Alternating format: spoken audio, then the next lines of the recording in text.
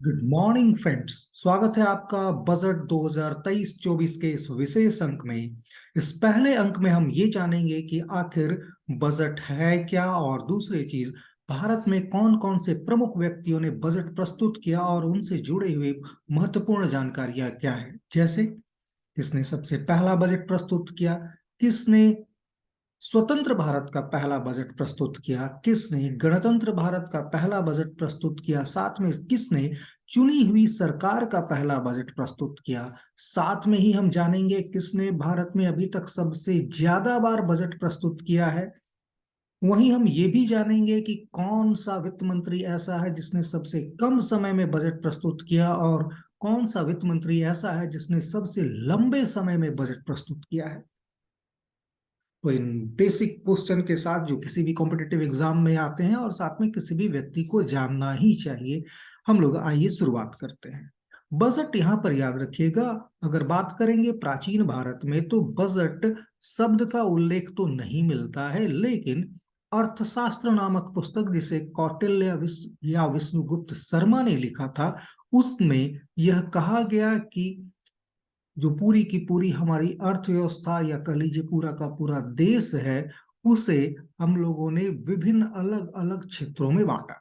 तो यहां पर याद रखिएगा, अर्थशास्त्र के लिए उस दौरान वार्ता शब्द का प्रयोग किया गया था और इस अर्थव्यवस्था को तीन हिस्सों में बांट दिया गया। उस समय कृषि था, वाणिज्य था, पशुपालन था। यहां पर याद रखिएगा, आज के दौर में कृषि तथा पशुपालन दोनों एक ही पास रखे जाते हैं या एक ही साथ रखे जाते हैं, जबकि हमारा दूसरा हिस्सा मैन्युफैक्चरिंग का होता है और तीसरा होता है हमारा सर्विस सेक्टर का। तो वर्तमान में अगर हम लोग बात करें तो हमारे पूरी अर्थव्यवस्था को हम लोग मुख्यतः तीन भागों में ब्रॉडली डिवाइड कर देते हैं। एक कृषि और एलाइड एक्टिविटीज है, वहीं पर दूसरा हिस्सा हमारा सर्विस सेक्टर का है, और तीसरा मैन्युफैक्चरिंग। ये वही मैन्युफैक्चरिंग है जिसे बढ़ाने के लिए भारत सरकार 2015 के बाद से काफी प्रयासशील है। कहीं स्वावलंबी भारत का नारा दिया जा रहा है, तो कभी इसको लेकर विभिन्न योजनाएं प्रस्तुत की जा रही हैं। तो चलिए देखते हैं और क्या क्या चीज है हमारे इस पूरे के पूरे सेगमेंट में। अब यहां पर याद रखिएगा, मनु, याज्ञवल्क्य इत्यादि जितने भी शास्त्रकार थे, उन्होंने शुरुआत के तीन अंग तो स्वीकार किए, लेकिन बाद में शुक्राचार्य जो कि दैत्यों के गुरु कहे जाते हैं, उन्होंने इसमें कुशीदी यानी बैंकिंग को भी जोड़ दिया था। यानी सर्विस सेक्टर उस समय से हमारे अर्थव्यवस्था यानी वार्ता का हिस्सा है। अब आप समझ सकते हैं कि सर्विस सेक्टर का एक हिस्सा बैंकिंग उस समय भी विद्यमान था। मुख्यतः अगर बात करेंगे तो पूरे के पूरे मौर्य काल में हमारा जो राज्य हुआ करता था उसके 7 अंग माने जाते थे। जैसे स्वामी होता था, अमात्य होता था, जनपद था, दुर्ग था, कोष, दंड और मित्र। यहाँ पर मैं आपका ध्यान सिर्फ कोष के ऊपर डालना चाहूंगा। ये कोष जो है, यही आज का बजट है। उस समय जिस कोष की बात चाणक्य कर रहे थे, वही आज का बजट मैनेजमेंट है या कह लीजिए फाइनेंशियल सिस्टम है। चलिए अब आते हैं हम लोग बजट के बारे में कि बजट आखिर किसने सबसे पहली बार प्रस्तुत किया था।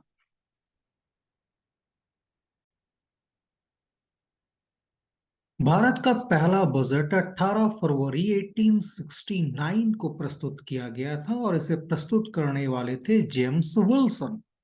याद रखिएगा, यह वह टाइम है जब महारानी ने भारत के शासन को ईस्ट इंडिया कंपनी से अपने हाथों में ले लिया था, और महारानी की सहायता के लिए एक सेक्रेटरी टू इंडिया अपॉइंट किया गया। वहीं पर गवर्नर जनरल का पद अब बदलकर वाइसराय हो चुका था। अब यहाँ पर याद रखिएगा, भारत के जो वाइसराय थे, अब उनकी सहायता के लिए यहाँ पर एक मेंबर ऑफ फाइनेंस की स्थापना की गई। तो यहाँ पर याद रखिएगा, जेम्स विल्सन ये मेंबर ऑफ फाइनेंस थे जिन्होंने इस पूरे के पूरे पूरे बजट को प्रस्तुत किया था। काफी महत्वपूर्ण है, याद रखिएगा, भारत का ये पहला बजट था। अब यहाँ पर बात करते हैं आजादी के समय का। तो भारत की आजादी के समय कांग्रेस का अपना प्रतिनिधि बजट प्रस्तुत करने वाला नहीं था। ये जानकर आश्चर्य होगा कि जवाहरलाल नेहरू की पहली कैबिनेट में जिस प्रकार से डॉक्टर अंबेडकर कांग्रेस के सदस्य नहीं थे, उसी प्रकार से पहले वित्त मंत्री भी गैर कांग्रेसी ही थे, क्योंकि ये पहली एक ऐसी सरकार बनी थी जिसमें सभी दलों को प्रतिनिधित्व दिया गया था। तो यहां पर याद रखिएगा, इस सरकार में वित्त मंत्री के रूप में हम और आप देखेंगे आर के सन्मुखम चेट्टी को। तो आर के सन्मुखम चेट्टी इससे पहले ब्रिटिश जस्टिस पार्टी के सदस्य भी हुआ करते थे। ये प्रो ब्रिटिश मानी जाती थी जस्टिस पार्टी, अब ये जस्टिस पार्टी के सदस्य हुआ करते थे। और एज ए फाइनेंस मिनिस्टर इन्होंने सबसे पहला बजट प्रस्तुत किया। हालांकि याद रखिएगा, ये जो बजट प्रस्तुत किया गया, इस चीज में ध्यान रखिएगा कि यह आपका बजट इंडिपेंडेंट भारत के लिए था। लेकिन भारत की सरकार अगर कहा जाए केयरटेकिंग सरकार, तो 2 सितंबर 1946 को ही स्टैब्लिश हो चुकी थी। और उस समय संयुक्त भारत के, यानी कि भारत और पाकिस्तान दोनों मिलाकर अगर बात करेंगे, तो संयुक्त भारत के वित्त मंत्री के रूप में लियाकत अली खान का नाम आएगा। तो इस चीज को याद रखिएगा, अगर आपसे कभी पूछता है 1946 में जो केयरटेकिंग गवर्नमेंट बनी थी, उसके पहले वित्त मंत्री या पहले भारतीय वित्त मंत्री कौन थे, तो वहां पर लियाकत अली खान का नाम आएगा, जो कि 1946 के अंतिम महीनों में थे। लेकिन हम लोग बात कर रहे हैं स्वतंत्र भारत की, तो स्वतंत्र भारत में आर के सन्मुखम चेट्टी का नाम आता है, जो हमारे स्वतंत्र भारत के 1947 में पहले वित्त मंत्री थे। आर के सन्मुखम चेट्टी के बाद दूसरे वित्त मंत्री आते हैं जॉन मथाई। तो यहां पर क्वेश्चन याद रखिएगा, ये पूछा जाएगा कि कौन सा वित्त मंत्री गणतंत्र भारत का, यानी कि रिपब्लिक इंडिया का पहला वित्त मंत्री था।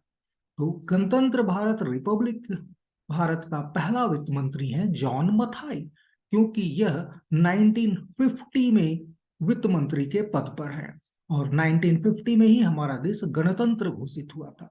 तो ये दूसरा महत्वपूर्ण प्रश्न है, क्योंकि एक ही प्रश्न है कि कौन भारत का पहला वित्त मंत्री था।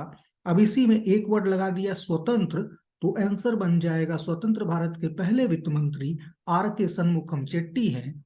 वहीं पर गणतंत्र भारत के पहले वित्त मंत्री जॉन मथाई होंगे।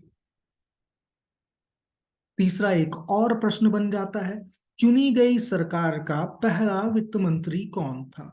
तो यहां पर याद रखिएगा, चुनी गई सरकार 1952 में आती है। 1951-52 में ये आपका पूरा का पूरा इलेक्शन हुआ था और 1952 में पहला बजट प्रस्तुत करने वाले थे सीडी देशमुख। नाम आप लोगों ने ऑलरेडी सुना हुआ होगा सीडी देशमुख का। ये भारत के पहले व्यक्ति थे जो रिजर्व बैंक ऑफ इंडिया के गवर्नर भी बने थे।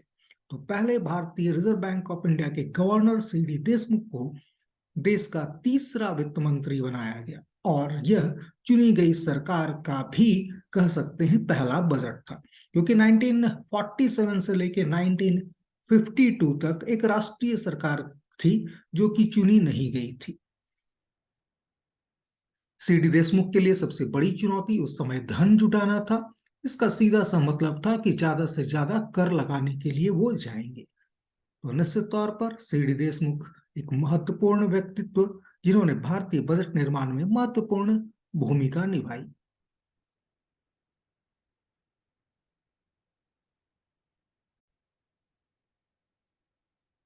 सीडी देशमुख के बाद एक और महत्वपूर्ण नाम आएगा टी टी कृष्णमाचारी का।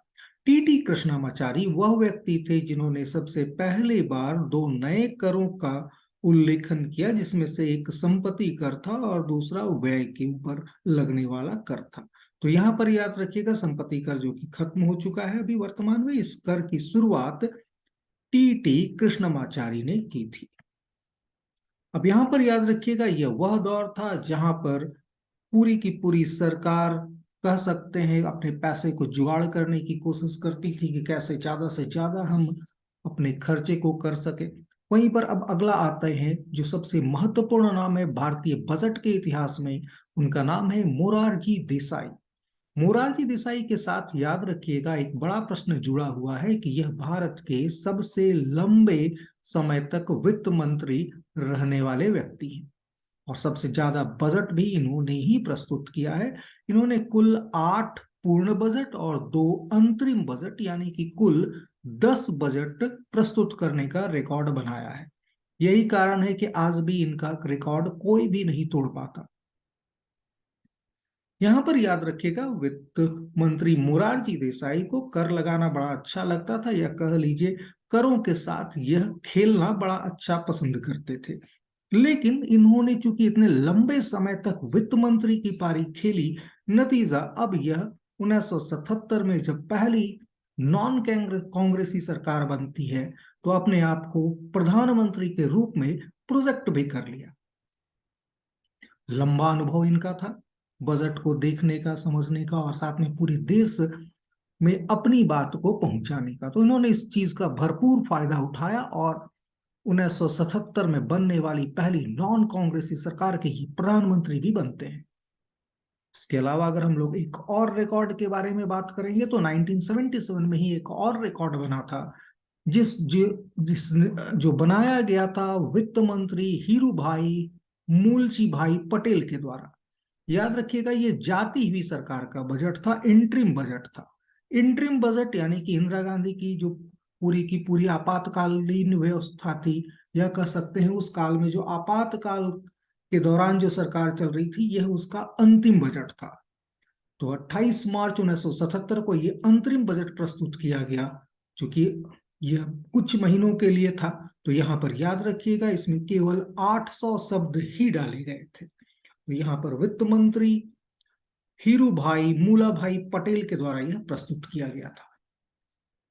वहीं पर सबसे लंबे बजट का रिकॉर्ड है निर्मला सीतारमन के नाम पर। निर्मला सीतारमन जो कि ऑलरेडी एक और रिकॉर्ड होल्डर हैं, इन्हें देश का पहला फुल टाइम वित्त मंत्री भी कहा जाता है। याद रखिएगा, फुल टाइम महिला वित्त मंत्री, क्षमा कीजिएगा, यहां पर याद रखिएगा महिला वित्त मंत्री का जब भी जिक्र आएगा, तो यहां पर याद रखिएगा पहली भारत की महिला वित्त मंत्री आएंगी इंदिरा गांधी, जो कि प्रधानमंत्री रहते हुए वित्त मंत्री के कर्तव्यों का भी निर्वहन कर रही थी। लेकिन महिला वित्त मंत्री जो कि पूर्ण रूपेण वित्त मंत्री का रूप में काम करती हैं, वो है निर्मला सीतारमन। तो इस प्रकार से आप लोगों ने देखा कि एक अच्छा खासा इस एक पॉइंट के ऊपर कि पहला बजट किसने प्रस्तुत किया था, बहुत सारे क्वेश्चन बन गए हमारे। अब हम अगली क्लास में समझेंगे बजट की डिफरेंट टर्मोलॉजी को, और ये टर्मोलॉजी किस प्रकार से हमारे आम जनजीवन के साथ जुड़ी है, इन सारे चीजों को भी। तो चलिए मिलते हैं अगली क्लास में। धन्यवाद तब तक के लिए।